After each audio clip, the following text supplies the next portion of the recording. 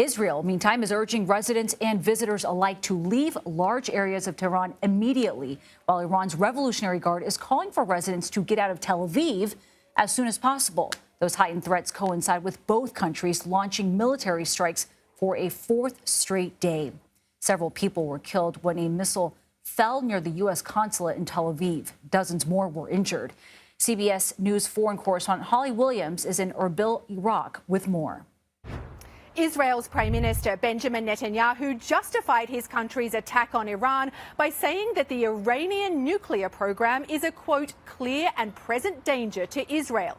Now, Iran has denied any intention of building a nuclear bomb, but it is engaged in enriching uranium. And Israel's been striking sites where that's taking place. We can see the damage very clearly in satellite imagery.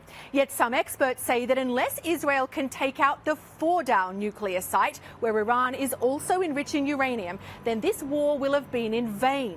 The problem is that Fordow is buried deep under a mountain, and Israel does not have the bunker buster bombs probably required to destroy it. The US has them, but has not supplied them to Israel.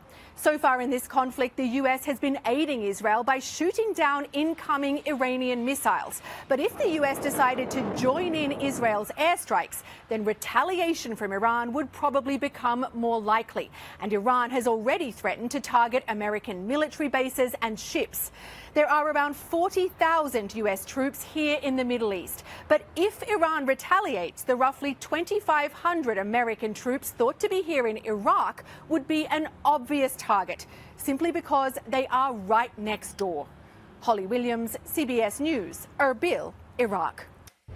And for more on the escalating violence, I want to bring in now CBS News intelligence and national security reporter Olivia Gazis.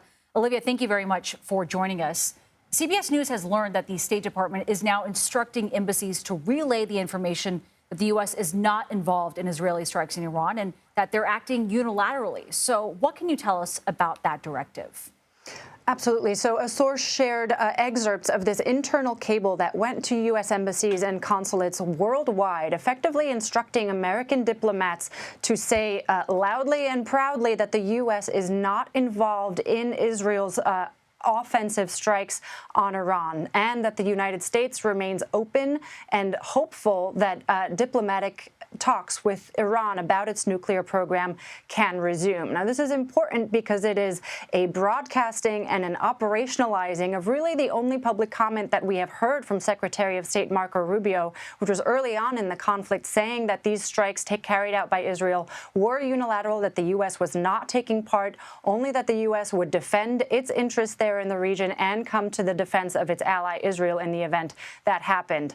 So this is, again, sort of broadcasting of American diplomacy that we haven't heard directly from the secretary, although, of course, we've heard directly from President Trump insisting that the U.S. is not a party to these military assaults on Iran and still hoping for a deal. And Olivia, on that note, there has been some uncertainty, though, about exactly what the U.S. knew and when prior to Israel's attacks. So do you have any clarification on the Trump administration's knowledge or involvement over the last several days? I think the president made clear that he had an awareness that this was coming beforehand, although you're absolutely right. There's been some public tussling thereafter about whether he actually gave a green light or at least refrained from holding up a red light and thereby tacitly agreed to have these strikes go forward. The main thing that has been reiterated, as we were just discussing, is that the U.S. right now is in purely a defensive posture. It has acknowledged that it has come to Israel's defense by land, air, and sea, intercepting Iranian missiles that are coming towards Israeli territory, and of course is in a defensive posture to come to the defense of its military and diplomatic installations throughout the region. And Olivia, real quick before we let you go, sources tell CBS News that President Trump opposed an Israeli plan to assassinate Iran's supreme leader, Ayatollah Ali Khamenei. So what more are we learning about that? That's right. Two sources told us that President Trump told the Israelis to hold off on that plan. It's not clear when the conversation took place or when that operational window really opened for the Israelis. We've since heard from Prime Minister Netanyahu that he believes that such a strike would not be escalatory for the war. That rationale is hard to understand, given it would amount to the political assassination of a head of state.